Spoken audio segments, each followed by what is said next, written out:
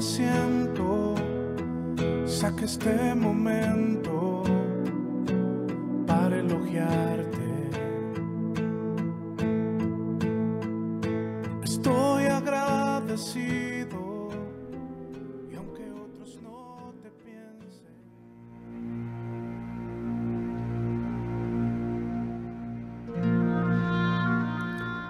Aconteció que yendo de camino entró en una aldea y una mujer llamada Marta le recibió en su casa. Esta tenía una hermana que se llamaba María, la cual, sentándose a los pies de Jesús, oía su palabra. Pero Marta se preocupaba con muchos quehaceres y acercándose dijo: «Señor, ¿no te da cuidado que mi hermana me deje servir sola? Dile pues que me ayude». Respondiendo Jesús le dijo: «Marta, Marta, afanada y turbada estás con muchas cosas, pero solo una cosa es necesaria, y María ha escogido la buena parte, la cual no le será quitada».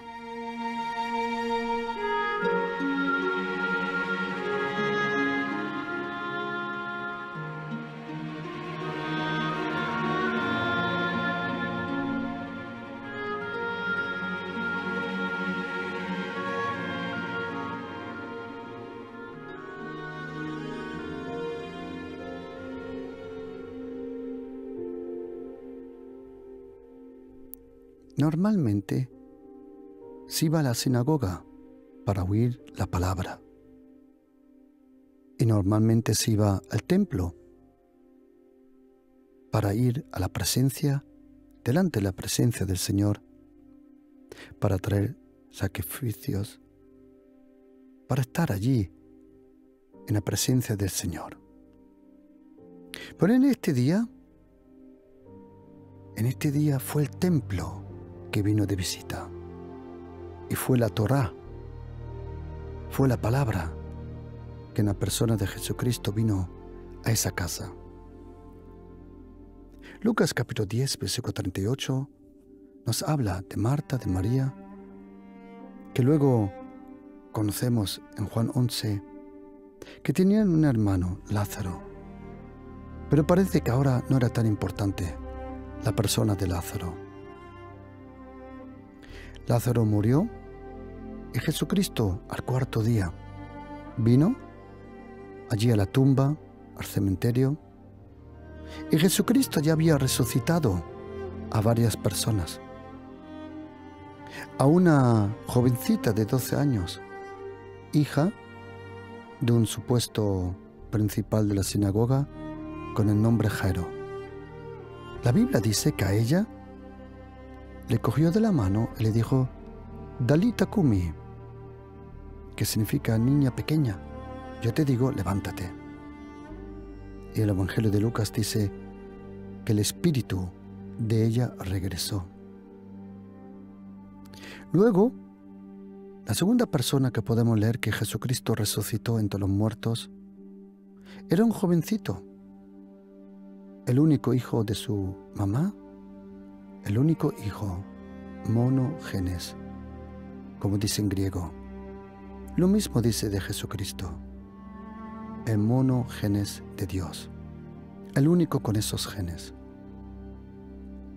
La Biblia dice que a este joven el Señor lo resucitó cuando tocó la vara, la cama, el lugar donde estaba acostado y a donde llevaban a este jovencito al cementerio. No tocó al jovencito, tocó esa cama que le llevaba a la tumba. Y el joven se despertó, habló y él se entregó a su mamá. La tercera persona que podemos leer que Jesucristo resucitó entre los muertos es a Lázaro. Y ahí podemos aprender que a Lázaro ni le tocó, porque Jesucristo dijo en Juan 5 que iba a venir el tiempo donde los muertos iban a oír la voz del Hijo del Hombre y todo lo que iban a oír la voz del Hijo del Hombre iban a vivir. En este caso, cuando Jesucristo viene a la casa de Marta y de María, Lázaro probablemente no estaba presente, o probablemente el Espíritu Santo no vio la razón de mencionar que él estaba presente. Y dice la Biblia que él entró a una aldea. Hoy sabemos que esa aldea está al camino de un Shabbat de Jerusalén. Justo esa aldea era el lugar donde la gente cuando iba a Jerusalén hacía una pausa para seguir el próximo día y llegar a Jerusalén. Y allí había una hermana, o dos hermanas, una María, otra Marta. Y dice la Biblia que una mujer, Marta, parece que era la mayor, le recibió en su casa. Y María, la menor, dice la Biblia que se sentó a los pies de Jesús para oír su palabra. Para oír su palabra. Interesante. Imagínate, oír la palabra original de la boca de Jesucristo. ¿No hubiera sido bonito? Normalmente la gente tomaba este camino para ir al templo, pero en ese día el templo vino de visita. Cuando tú conoces a Jesucristo, pero de verdad, cuando de verdad le conoces, cualquier lugar se convierte en un templo. Tu cuerpo es un templo. Tu casa puede ser un templo. Tu cuarto puede ser un templo. Una esquina que tú te has acostumbrado a buscar al Señor se convierte en un templo. Porque el templo es la presencia del Señor. El templo sin la presencia del Señor son simplemente unos ladrillos, las piedras. Es la presencia que hace la diferencia. En ese día, aquel templo que, como dijo la mujer en el pozo de Jacob, si era aquel monte Gerizim o era aquel monte Moría en Jerusalén, ¿dónde se iba a adorar? Y Jesucristo le enseñó a esa mujer que el tiempo iba a venir y que ya vino, que Dios buscaba adoradores. Adoradores en la verdad y en espíritu. Es interesante que cuando Jesucristo habla de adoración, no habla en primera línea de música. Adoración en el espíritu y en la verdad. Interesante. Y Jesucristo le dijo a esta mujer que iba a venir el tiempo que ni en Jerusalén o allí en Samaria, en aquel lugar Gerizim, iba a ser el lugar de la adoración. Porque es la presencia que te lleva a la adoración. Nunca es la adoración que provoca la presencia. Es la presencia que provoca la admiración al Señor, el respeto, la honra. La presencia del Señor provoca alabanza. La presencia del Señor provoca admiración, respeto, silencio. Y cuando Jesucristo vino en ese día, entró a la casa de Marta, de María, el templo de Dios visitó su casa. Siempre que tú tengas una relación con el Señor y abres tu Biblia, la presencia del Señor se manifiesta. La Biblia, para una persona que vive en el Espíritu, para una persona que con corazón honesto abre la Biblia contiene, manifiesta y revela la presencia. La presencia de Dios es la diferencia. La presencia del Espíritu trae poder.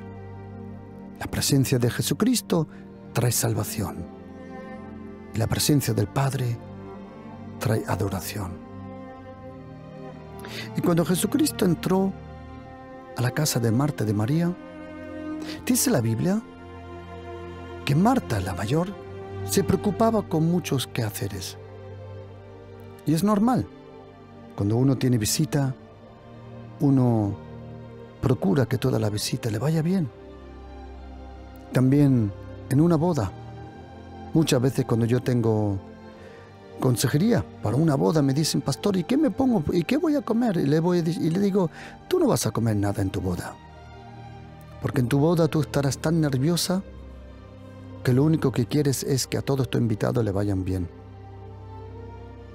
¿Quién se ha dado cuenta que cuando uno tiene visita, la que menos come, la que menos disfruta, es la que más ha preparado toda la casa? La mamá o la persona que prepara la comida. Y dice la Biblia que Marta estaba muy preocupada. Y yo lo comprendo, es normal. Es uno, imagínate, Jesucristo viene a tu casa, es normal que tú quieres que presentarte de la mejor forma, ¿sí o no? Así es. Pero ella vio que no lo conseguía sola. Y se acercó al Señor y dijo, Señor, ¿no te ocupa, no te preocupa que mi hermana me deje servir sola? Dile pues que me ayude. Y Jesucristo le dijo a Marta, Marta, Marta, afanada y turbada estás por muchas cosas. Afanada y turbada. Interesante. Afanada, turbada, distraída, como dice en griego. Marta, estás distraída por muchas cosas. Por muchas cosas tiene el poder. Hay muchas cosas que tienen el poder de quitarte la atención. Hay muchas cosas que tienen el poder de traer confusión. ¿Pero qué dijo Jesucristo? Pero solo una cosa es necesaria. Solo una cosa es necesaria. Y sabes, querido oyente, todos nosotros, en algún lugar de nuestra vida estamos afanados y turbados. En todo lugar.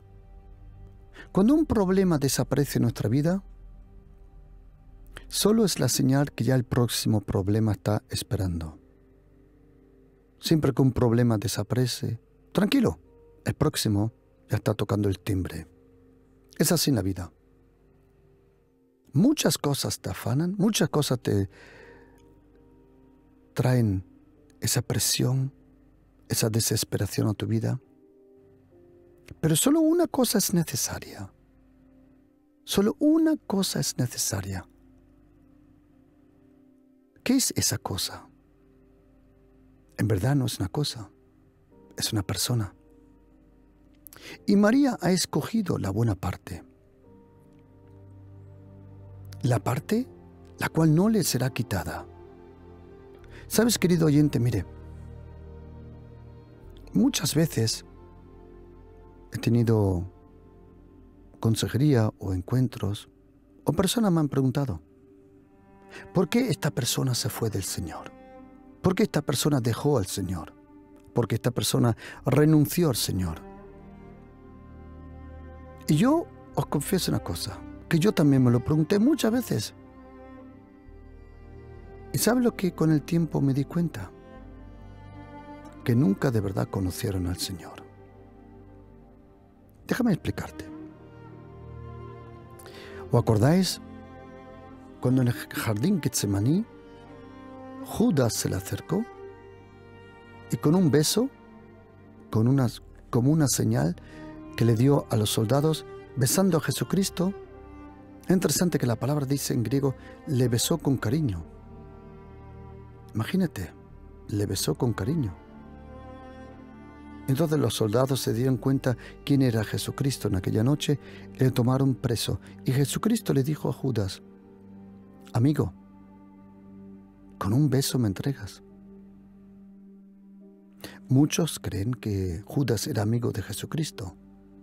Pero déjame explicarte algo de esa palabra, hetairos, en griego, amigo. En otra parábola, cuando Jesucristo habla de un hombre que tuvo una viña, dice que salió a la tercera hora y vio a algunos allí en la plaza sin trabajar, despreocupados, y dijo: ven, id a trabajar a mi viña y os daré lo que es justo. Y a la 6ª hora también salió, y en la misma plaza habían personas que no trabajaban, también a ellos le envió a trabajar. A 9ª hora también, y algunos a la hora 11, sobre las 5 de la tarde, cuando solo quedaba 1 hora de trabajo, también lo encontró y lo envió a trabajar. Y dijo: id a trabajar y os daré lo que es justo. Cuando viene el momento de pagarle, entonces los que trabajaron 1 hora vinieron primero y le dio un denar, que era el salario de un día completo. Los que trabajaron 9 horas le dio un denar, un día completo. Los que trabajaron más horas, 6 horas, 3 horas, incluso cuando vinieron los de 12 horas, pensaron: a nosotros nos dará más porque hemos trabajado más. Y entonces Jesucristo le dio un denar también a ellos. Y dice la Biblia que se enfadaron. Y a uno de ellos Jesucristo le dijo: amigo, ¿no tengo yo derecho a hacer conmigo, con lo mío, lo que yo quiero? Esa palabra amigo es la misma palabra que se usa cuando Jesucristo le dijo a Judas: amigo. Pregunta: ¿en esa parábola el amo de la viña conocía a ese trabajador? No. La palabra amigo ahí se llama hetairo, significa fulano de tal. La palabra verdadera amigo, filos, fileo, de ahí viene la palabra Filadelfia, filosofía. Esa es la palabra para amigo. Cuando Jesucristo dice: seréis mis amigos, filos. Pero esa palabra hetairo significa fulano de tal. ¿Sabes por qué? Porque la Biblia dice que Judas conocía el lugar de la intimidad que Jesucristo tenía con su Padre, pero él no conocía la intimidad. Hay gente que conoce la iglesia, conoce el lugar de adoración, pero nunca estuvo en ese Getsemaní de oración, verdadera presencia con el Señor. Jesucristo le dijo a Judas: fulano de tal. ¿Te puedes imaginar que Jesucristo no se acordó del nombre de Judas en la noche que le entregaron? En el profeta Isaías dice: yo te conozco por nombre, nunca te olvido. En el profeta Isaías dice que él inscribe en la palma de su mano, él inscribe tu nombre para no olvidarte. Esa es la buena parte que eligió María. ¿Qué escogió ella? Esa cosa, una cosa era necesaria. Solo una cosa es necesaria, querido oyente. Esa una cosa, el apóstol Pablo, con sus propios oídos, lo oyó. Cuando el Señor le habló directamente al apóstol Pablo y le dijo: solo una cosa necesitas. Una única cosa necesitas. Mi gracia es todo lo que necesitas. Y sabes, querido oyente, mire, conozco lindas, preciosas personas, honestas personas, buscando al Señor, buscando el sentido de la vida. Pero ¿sabes cuál es el secreto? Que en verdad no estás buscando tú, sino la vida te está buscando a ti. Porque Jesucristo dijo en el Evangelio de Lucas que Él vino a buscar lo que estaba perdido. Porque lo que está perdido no sabe que está perdido. Solo uno sabe que está perdido, es el Señor. Por eso no eres tú el que busca al Señor, Él te está buscando a ti. Pero detrás de conocer al Señor, detrás que su gracia se manifieste en tu vida. La gracia, la gracia. Solo una cosa es necesaria. O como dijo Jesucristo, aquí de María, solo una cosa es necesaria. Querido oyente, la gracia es la vida. Si de verdad, querido oyente, si de verdad usted y yo queremos conocer al único Dios viviente, al único Dios, creador del micro y del macrocosmos. Ahora, detrás de 20 años de construcción, se ha enviado un telescopio al espacio, telescopio Webb. 20 años han necesitado. Al principio pensaban que necesitaban 1 billón, 1.000 millones, 1.000 millones de dólares. Pensaba que iba a costar ese telescopio. ¿Sabe cuánto ha costado? 10.000 millones. Casi 10 veces más. Y con ese telescopio han hecho unas imágenes que en lo profundo del universo tienen unas imágenes preciosas que pueden ver tan profundo como hasta ahora ni el telescopio Hubble jamás ha podido hacer una imagen. Pero tú y yo conocemos el que hizo esas profundidades, el que dijo que sea luz. Y Dios el Padre, Él envió a su Hijo Jesucristo. Dios el Padre envió al Mesías. Dios el Padre envió a Jesucristo para salvarnos. Ya que nosotros no nos podíamos salvar, ya que nosotros no podíamos con propio esfuerzo o religión. Y sabes, querido oyente, mire, de todo corazón, yo no pongo en duda el corazón honesto de cada linda persona. Que sea una religión, sea un hobby, sea algo que llene su corazón. Porque muchas veces nosotros hacemos cosas para rellenar ese vacío. Y no está mal, no hay ningún pecado en eso.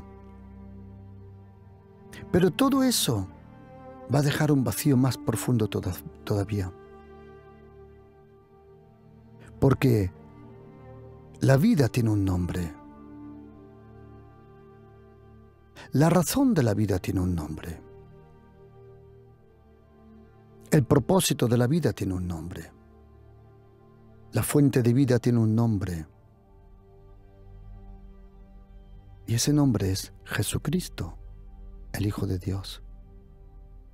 No te estoy hablando de una religión evangélica o católica, ortodoxa, adventista. No. No tiene que ver nada con eso. Esos son nombres que nosotros nos hemos dado aquí en la tierra. Pero en el cielo ni se conoce la iglesia católica, ni la iglesia evangélica, ni la iglesia adventista. En el cielo solo entras si Jesucristo, el Hijo de Dios, te salva y te perdona. Eso se llama la gracia. Jesucristo es el camino. Al cielo solo hay un camino, que es la persona de Jesucristo. Y ese camino tiene un nombre, que es la verdad, que es Jesucristo. Y ese camino te da vida, que es la vida de Jesucristo. Si quieres ser salvo, si quieres que todos tus pecados sean perdonados, aún si dices que eres cristiano, tú y yo, querido, mira, la única forma de vivir con Jesucristo La única forma es la vida en la gracia. Todo lo otro te cansa y te frustra. Siempre que vives en una religión, y también existe la religión evangélica, que muchas veces yo mismo me considero como un cristiano evangélico. ¿Qué significa eso? Que yo creo en el Evangelio. Y solo existe el Evangelio de Jesucristo. El Evangelio del reino, el Evangelio de la gracia. Pero ¿sabes qué? Aún eso, veo el peligro. Como esa carta que el apóstol Pablo escribe a la región de Galacia. Nosotros conocemos esa carta como la carta a los Gálatas. Dice, en el espíritu había empezado por la gracia y ahora en la carne, por la ley, queréis terminar. Imposible. Todo propio esfuerzo, toda propia religión, siempre te deja un vacío y te deja sentir que no es bastante. Oras y parece que no es bastante. Te sacrificas y parece que no es bastante. La religión siempre deja esa frustración. Pero solo hay uno que no puede dar descanso para nuestras almas. Él dijo, venid a mí, todos, los que estáis trabajados, cargados, frustrados, y yo os haré descansar. Querido oyente, le prometo una cosa, el día que de verdad conozca a Jesucristo, el Hijo de Dios, y no le estoy hablando de una religión, no le estoy hablando de una denominación, ni de una teología, ni de un dogma, no. Jesucristo, Él es el Hijo de Dios. Dios el Padre le envió para salvarnos. Él habló palabras tan poderosas que Él dijo que el cielo y la tierra iban a pasar. Pero sus palabras jamás iban a perder el poder y la actualidad. Jesucristo es el Hijo de Dios. Él tenía tanto poder que echaba a los demonios fuera, que sanaba a los enfermos, que restauraba a las personas. Jesucristo nunca juzgó a nadie. Él vino a salvar. La religión y gente religiosa te juzga. Jesucristo no. Y eso que es el juez. Ahora es el tiempo de la gracia. Acércate a Jesucristo. Abre tu corazón. Y dile, Señor, perdóname. Sálvame. Ayúdame. Señor, sácame de donde estoy. Por favor, Jesucristo, ayúdame. Y te prometo, querido oyente, que tú verás su mano poderosa. Porque una cosa le puedo decir de todo corazón, querido oyente. Mire, en la carta a los Hebreos, capítulo 13, versículo 8, dice que Jesucristo es el mismo. Ayer, en el Evangelio de Mateo, Marcos, Lucas y Juan, hoy, en tu vida y en toda eternidad. Si Jesucristo es el mismo, querido oyente, y Él es el mismo porque ha resucitado. Jesucristo por nuestros pecados, Él fue crucificado, Él sufrió nuestro castigo, murió nuestra muerte, recibió nuestra separación del Padre, estuvo por nosotros 3 días en el Hades, pero el tercer día resucitó. Jesucristo ha resucitado. Él vive, Él está aquí, Él está contigo. Y el Espíritu de Dios, el Espíritu Santo de Dios, llamado Ruach HaKodesh, el Espíritu de la Santidad de Dios, Él está aquí. Y querido oyente, es verdad lo que dijo Jesucristo. una cosa es necesaria.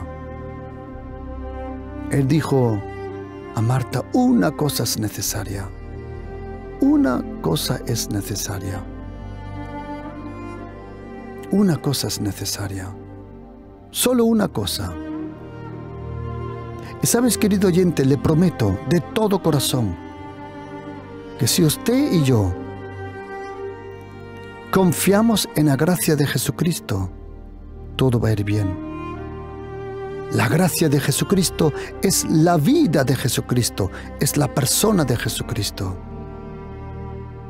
El cristianismo no es una constitución, una cultura en primera línea. No, es una persona. Jesucristo es todo. Una cosa es necesaria. Mi gracia es todo lo que tú necesitas, le dijo el Señor Jesús al apóstol Pablo, la gracia. No hay otra forma de vivir con Jesucristo, a no ser por la gracia. La gracia.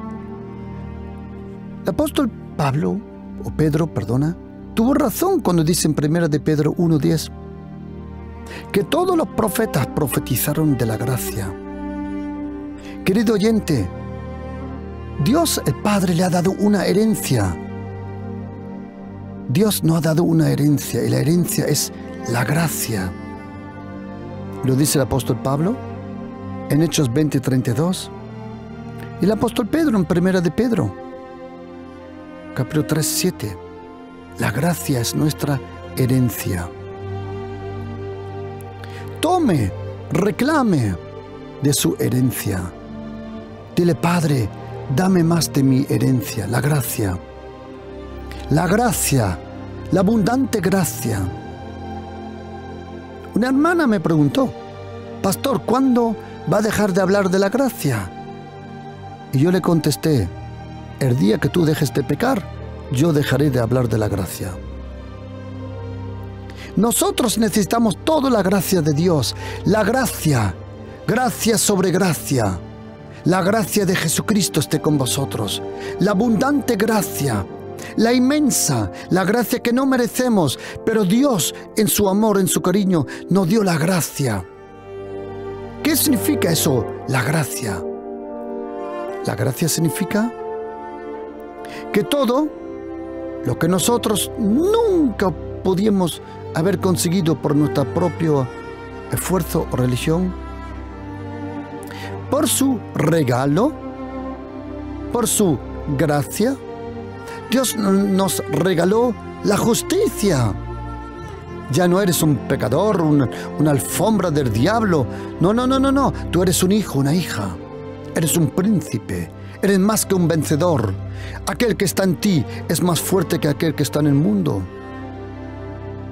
La gracia te convirtió en una hija, en un hijo. La gracia te convirtió en un príncipe. La gracia te dio acceso a Dios. La gracia, la abundante gracia, gracia sobre gracia, abundante gracia.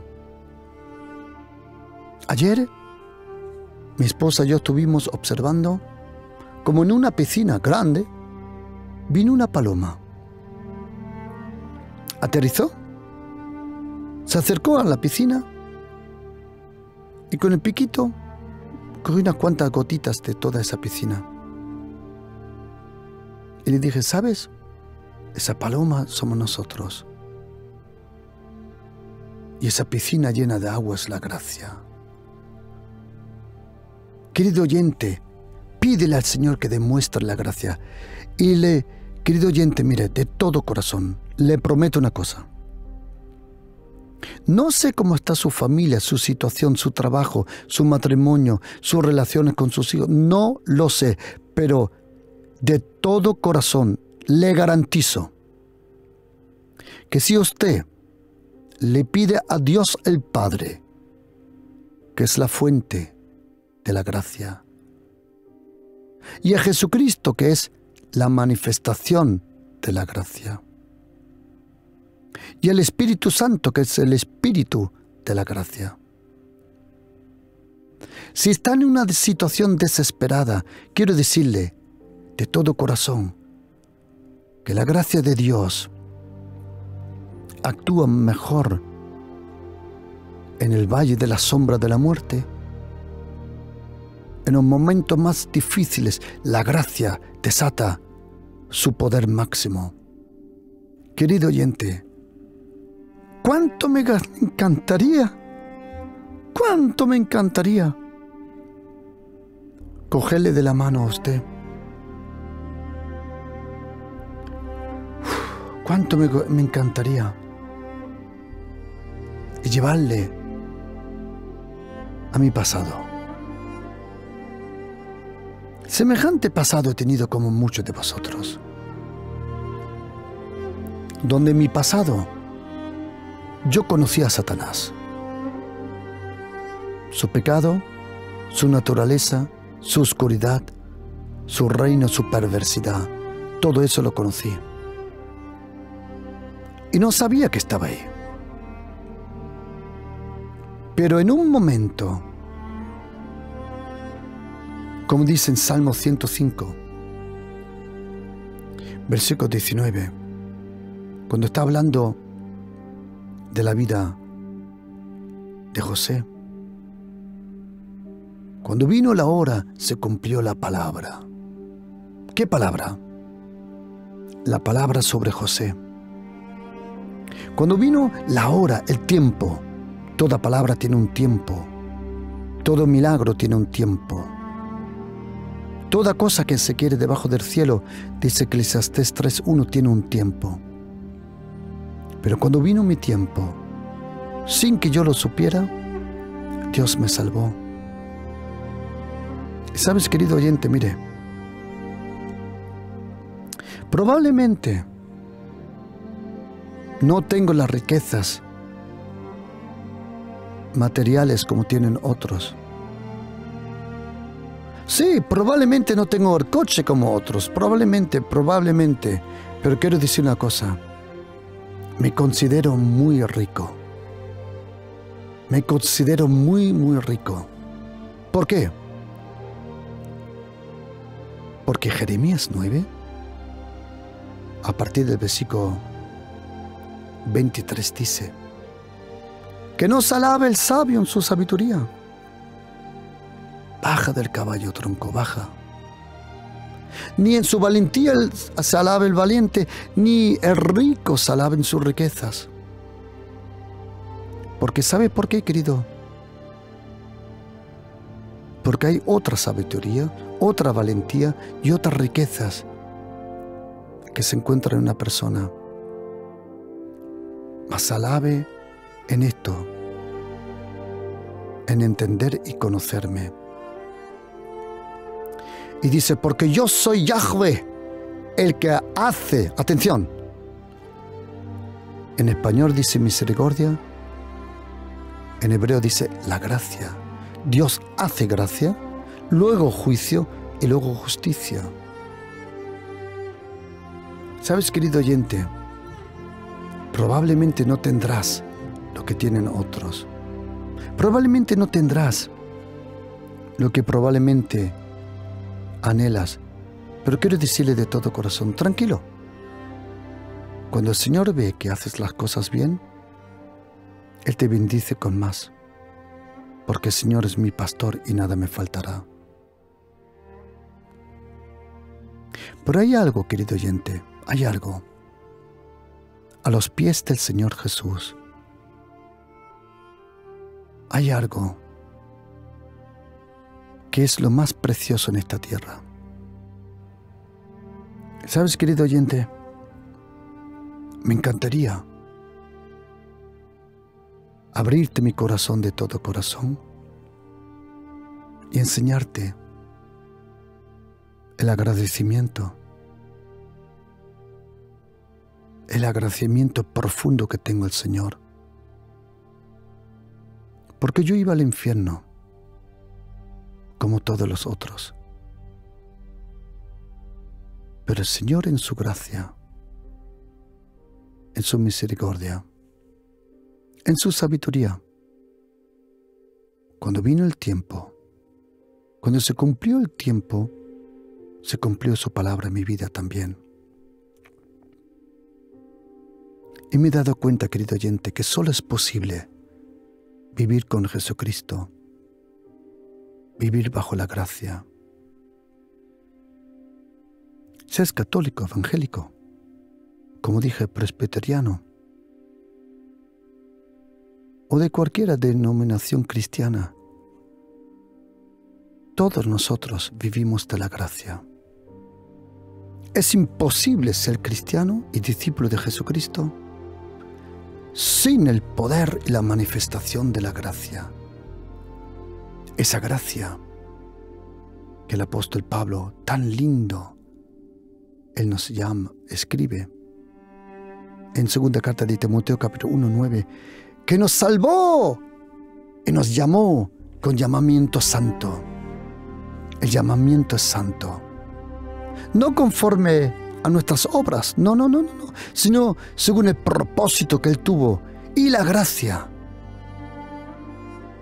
Dios hizo un propósito y la gracia es la garantía que se iba a cumplir. La gracia que nos fue dada en Cristo Jesús antes de los tiempos de los siglos, o como dice en griego, desde eternos tiempos, desde los tiempos eternos, desde los tiempos eternos. Pero ahora se ha manifestado. Querido oyente, la gracia se va a manifestar en su matrimonio, con sus hijos, en su familia. La gracia. Confía en la gracia, clama la gracia. Pídele al Espíritu Santo, Señor, por favor, dame más de la gracia. Señor, necesito tu gracia. Señor, necesito tu gracia. ¿Sabes, querido oyente, que un soberbio, arrogante, jamás clama la gracia? Porque la gracia es incompatible con la arrogancia. En la carta de Santiago, en la carta de Pedro y en los Proverbios dice que Dios reprende al arrogante, pero da gracia al humilde. Es imposible ser cristiano sin el poder y la manifestación de la gracia. Querido oyente, la gracia nunca se va a apartar de usted. Toda su vida estará llena de gracia. Pídele al Señor, Padre, por favor, Padre, dame más de tu gracia. Sáciame con tu gracia. Envíame tu gracia. Bendíceme con tu gracia. La gracia, querido oyente, es la que te salva. La gracia es la que te protege. La gracia es la que te mantiene. Por la gracia eres bendecido. La gracia te acompaña. La gracia te enseña a vivir en santidad y temor a Dios. La gracia te enseña a vivir la vida conforme a ese llamamiento santo. La gracia de Jesucristo es la manifestación de la bondad de Dios. Tienes que decirle, Señor, por favor, en el nombre de Jesús, Padre, te doy las gracias por mi herencia. La gracia de Jesucristo es mi herencia. Tu reino es reino que domina por la gracia. El trono del reino es el trono de la gracia. Señor, dame más de tu gracia. Por tu gracia te pido, ayúdame. Por tu gracia te pido, sálvame. Por tu gracia, Padre, en el nombre de Jesús te pido, bendíceme. Y querido oyente, le digo de todo corazón, cuando una persona clama la gracia, Dios el Padre es conmovido. ¿Sabes por qué? Porque siempre que el ser humano clama la gracia, de Jesucristo.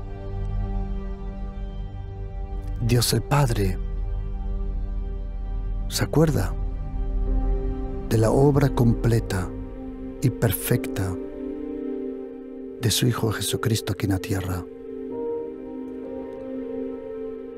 Esa vida de Jesucristo, separada del pecado, venciendo a los demonios, dependiente de Dios, cerca en su presencia, en santidad, en temor a Dios. Esa vida que vence el mundo. En el mundo tendréis aflicción, pero confiad, yo he vencido el mundo. Esa vida es la vida de Jesucristo, la vida en la gracia. Y si usted quiere ahora que esa gracia se manifieste con poder, con milagros, con ayuda, con una bendición en su vida, si desea que esa gracia se manifieste,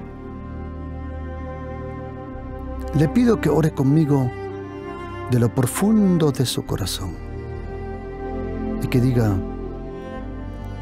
Señor Jesús, te necesito. Necesito tu gracia. Necesito tu favor. Te necesito, Señor. Y te pido, Jesucristo, que tú manifiestes tu gracia en mi vida. Dame tu gracia, Jesucristo, en mi familia, en mi casa. Dame tu gracia, Señor Jesucristo, en el trabajo. Señor, dame tu gracia en las finanzas. Y te doy la gracia, Señor, que tú me vas a bendecir con tu gracia, Señor.